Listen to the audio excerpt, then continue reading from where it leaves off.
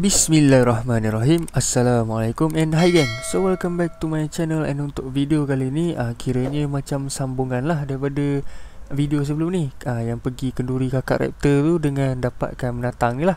So menatang ni aku dapat daripada Lengzai Rap Store Bukit Mertajam.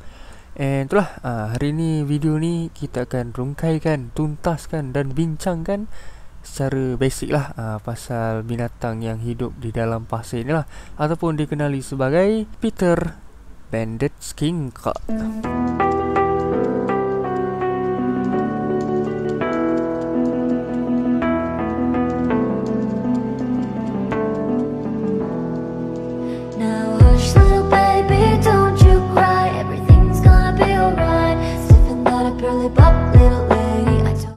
So, untuk general knowledge ataupun sikit lah pengetahuan pasal spesies ni, which is Peter Banded Skink ataupun nama saintifik dia Skincorpus fasciatus, sejenis mengkarung lah. Dia ni mengkarung and dia adalah bersifat nocturnal. Nocturnal tu maksudnya dia tak tidur malam lah. Dia aktif pada waktu malam. So kebiasaannya siang tu dia akan tidur lah. So manusia jangan jadi nocturnal lah, nanti buat kerja jadi macam ni.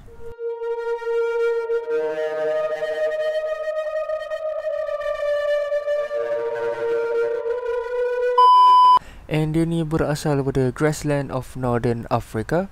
And sebenarnya spesies ni dia macam budak baru lah.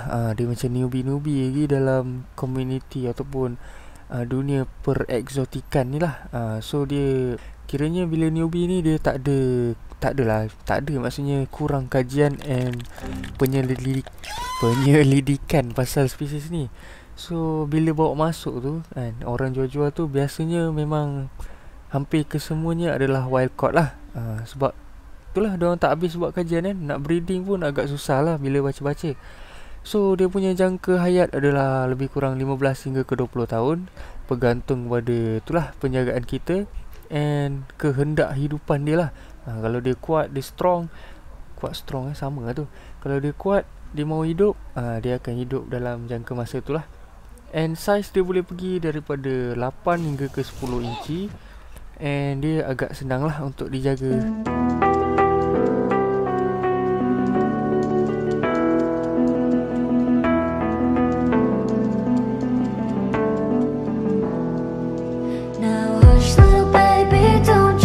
Untuk appearance dia ataupun ciri-ciri khas dia tu lah. So macam korang boleh tengok sendiri, dia berwarna kuning and dia calit belang-belang hitam lah. So that's why nama dia Peter Banded Skink lah. Peter tu mungkin orang yang jumpa skink ni. Banded tu dia punya belang tu, and skink tu mengkarung. So bila mengkarung, dia punya ciri-ciri khas tu, dia punya itulah, kulit tu nampak licin and kaki kecil lah. So yang paling orang panggil macam comel lah kan, dia punya muka lah, dia punya kepala tu, dia mempunyai mata yang besar and hitam lah. So aku bagi nama dia ni Gara, pasal Gara kan daripada Sunagakure. And dia itulah, mata dia kan ada lingkaran hitam tu sebab dia tak boleh tidur pasal benda apa tu, Shukaku dia tu. Shukaku. So macam kena lah kan nama Gara tu dengan dia ni. Gara duduk kat negara pasir, lepas tu tak boleh nak tidur, mata dia bengkak lah, hitam. So itulah lebih kurang ciri-ciri Peter Banded Skink ni.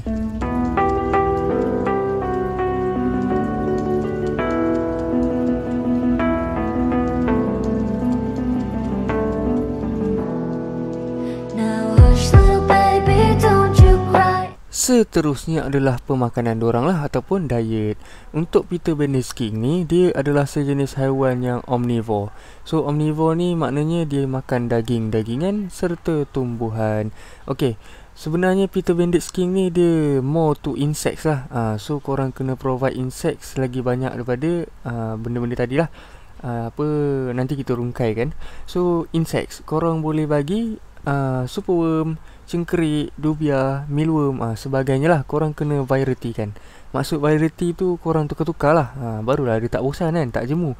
So untuk seterusnya adalah macam menu belanja-belanja lah aku panggil. Kiranya korang boleh bagi juga sekali-sekala. Antaranya adalah makanan anjing ataupun makanan kucing. Yang aku suggestkan boleh bagi yang ayam punya lah. And boleh juga bagi anak tikus tu, anak tikus yang kecil-kecil warna pink tu. Diorang baru log in tiba-tiba dah log out dah. So korang boleh bagi juga. and isi ayam, telur dan sebagainya. So seterusnya adalah sayur and buah-buahan. Dia pun makan dia bedal juga. So selalunya aku bagi sawi and carrot lah. Kadang-kadang aku bagi dua-dua. Korang potong kecil-kecil untuk mudahkan dia makan lah. Untuk buah aku just pernah try bagi pisang and dia makan. So buah pun boleh. Korang kalau kau tengok Google, dia suggest bagi apple, berries, mangga, betik, boleh juga. Bila dah makan, air pun kena provide lah. Memang kena bagi air bukan dia macam duduk kat pasir, dia macam makhluk padang pasir ke bukan. Korang kena bagi air juga. So make sure korang gunakan bekas yang rendah and tak berapa besar lah.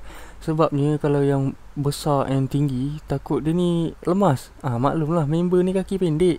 Kan dia masuk dah tak jumpa jalan keluar. So korang bagi yang kecil, tak adalah kecil sangat, yang rendah and sesuai untuk dia lah.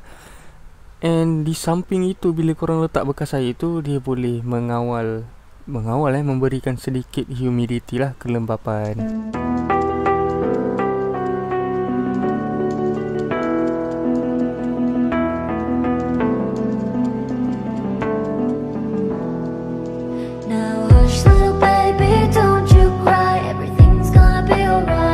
Okay, next kita ada penyetapan ataupun setup dia lah.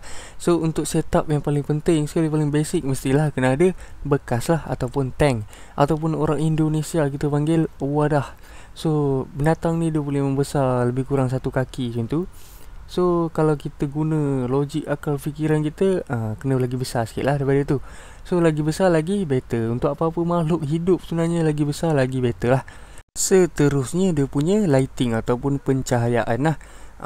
Kalau ikutkan, sebenarnya dia ni kan nocturnal species. Bila nocturnal ni dia tak perlukan sangat UVB, tapi UVA dia still perlu lah. So UVB tu sebenarnya function dia bagi ni kalsium D3 untuk tulang-tulang dia tu lah. Kalau tak dapat ataupun tak ada benda yang menghasilkan kalsium D3 tu, dia akan sakit lah. Sakit tulang bengkok-bengkok apa semua. So macam mana haiwan nocturnal ni hasilkan kalsium tu? Daripada itulah makanan diorang. So bila korang bagi makan tu, pastikan salut sikit dengan serbuk kalsium. Ada jual macam dalam gambar ni. So macam tu lah diorang hasilkan. Jadi terpulang juga korang nak sediakan ataupun tidak, terpulang. Macam aku sediakan jugalah, sebab aku was-was. Benda pun masih dalam kajian kan. Jadi aku bagi je, tapi yang biasa-biasa lah, yang brand Shopee tu lah. Okay, so tapi lupa nak beritahu, kalau bagi makan yang salut dengan kalsium tu, jangan setiap kali bagi makan. Maksudnya sekali-sekala je, sikit-sikit je, jangan lebih-lebih. Lebih-lebih siapa nak layan kan. So itu sahaja rasanya. Ni beza UVA UVB tu. Secara basicnya adalah UVA tu dia menghasilkan heat ataupun panas lah kan, bagi dia haba. And UVB tu dia macam, dia tiru sikit lah partikel-partikel yang dalam matahari. Macam tu lah dia punya kebaikan sinaran matahari tu. Nak lebih faham, korang lanjutkan ke Mr. Google lah. Seterusnya lagi ni kira part last lah untuk penyetapan ni. Dia punya substrate. So macam korang tengok ni, dia pakai Exoterra Desert Sand. So kalau tengok Google pun, dia lagi recommend yang macam pasir-pasir lah. Boleh juga bagi soil ke koko khas ke koko pit, tak sure. Tapi lagi prefer bagi dia pasir-pasir lah. And make sure dia bagi tebal-tebal sikit lah kan, sebab tengok dia suka mengorek dan menimbuskan diri. So bila siang tu agak bosan lah kalau bela dia ni, sebab dia macam tengok pasir je. So itu sahajalah untuk penyetapan.